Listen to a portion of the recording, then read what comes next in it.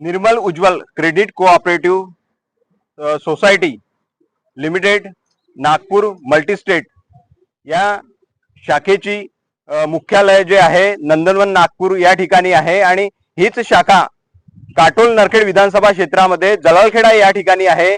या ठिकाणी मोठ्या प्रमाणामध्ये खातेदारांची आर्थिक फसवणूक झालेली आहे। ज्या खातेदारांची आर्थिक फसवणूक झालेली आहे ते आपल्या सोबत आहेत। काय नाव आहे आपलं? गजानन काटोले। कुठे राहता? खापा उडण। किती दिवस झाले या बँकेमध्ये आपलं खातं आहे? माझं जवळपास 5-6 वर्षापासून खातं आहे इथे। कोणत्या स्वरूपामध्ये खातं आहे? सेव्हिंगच्या स्वरूपामध्ये खातं आहे। अच्छा, तर काय घोळ झालेला आहे यामध्ये? सर आता माझं विड्रॉल आहे 8 तारखेला, म्हणजे उद्याला विड्रॉल होता 8/8/25ला।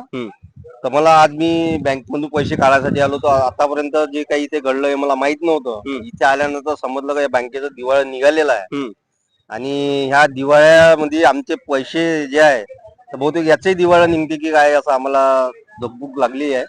तुम्ही पैसे काढण्यासाठी आले तर तुम्हाला साफ नकार दिलेला आहे का पैसे देण्यास? पैसे नाही आहे म्हणते, पैसे देऊ शकत नाही, बँकेला होल्ड लागलेला आहे म्हणते। आता तो कधी निघते काय निघते त्याबद्दल ते सविस्तर काही माहिती देऊन नाही।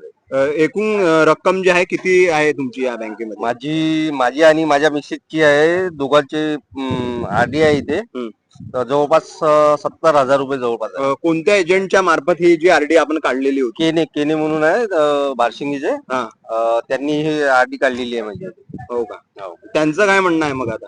त्यांचं तर म्हणणं आहे का तुम्हाला जे कुदाचं असत कुदून घ्या म्हणते, जे काही करायचं करून घ्या। तुम्हाला जे जसं वाटते रिपोर्ट द्यायचा रिपोर्ट देऊन द्या। आता मी त्यांच्यासोबत फोनवर बोललो तर मला ते सांगत होते का तुम्हाला जर रिपोर्ट द्यायचे असेल म्हणजे रिपोर्ट देऊन द्या, नाही तर मग शांततेने राहा म्हणे, जेव्हा येईन तेव्हा देईन।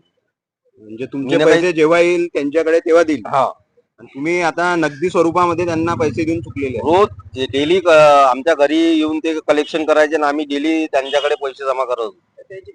8 वर्ष। कोणत्या स्वरूपाचा आहे? आरडी। कोणत्या एजंट मार्फत इथे? केने आणि ठाकरे। हो का? दोन्ही एजंट। एकूण किती पैसा आपला या ठिकाणी? मला 1 लाख रुपये। हो का? मग तुम्ही इथे विचारणा केली असेल? विचारणा केला तर सध्या थांबून जावं म्हणून सांगितलं। का बरं थांबून जावं म्हणून? पैसा नाही। कुणाच्या मार्फत हा घोळ झाला असेल काही आपल्याला? ते तर सर काही कळलंच नाही अजून। आता तुमची बातचीत जी झाली आहे यांच्यासोबत थांबून जा बँकेमध्ये, म्हणून आता 15 दिवस। कधी मिळणार म्हणून पैसे? ते तर सांगता नाही तुमचे कधीपर्यंत मिळेल। जवळपास किती लोकांची खाते असतील या बँकेमध्ये? मुश्किल आहे सर, म्हणजे जवळपास हजार खाते आहे। एकूण? हजारही काही नाही, कमीत कमी 10,000 लोकांचे खाते असायला पाहिजे माझ्या अंदाजाने। एकूण किती रुपयाचा घोळ म्हणजे जवळपास? आता अंदाज नाही लागू शकत सर, इथे जवळपास 10,000 लोकांचे खाते असायला पाहिजे, कारण की एरिया पूर्णच बँकेला टच आहे। म्हणजे कोट्यावधीचा घोळ आहे। तुमचं सुद्धा आहे का खातं या? माझा 13 तारखेला विड्रॉल होता 1,92,675 रुपये आहे माझे।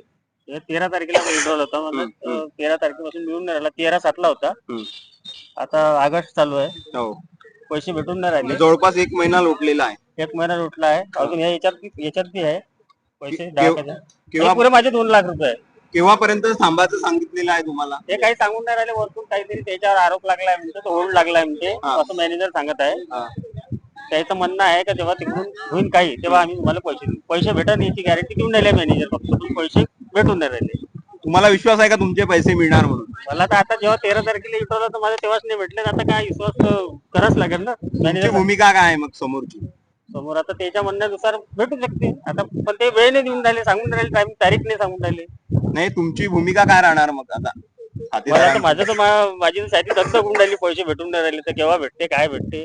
मला त्या पैशाचं काम होतं, माझ्या मुलीचं ऍडमिशन करायचं आहे, त्याच्यासाठी पैसे जमा केले। रोजचा आपला डेलीवाला जो आरडी केने होता तो आपला डेली मध्ये 1,000 रुपये नेत होता माझ्या।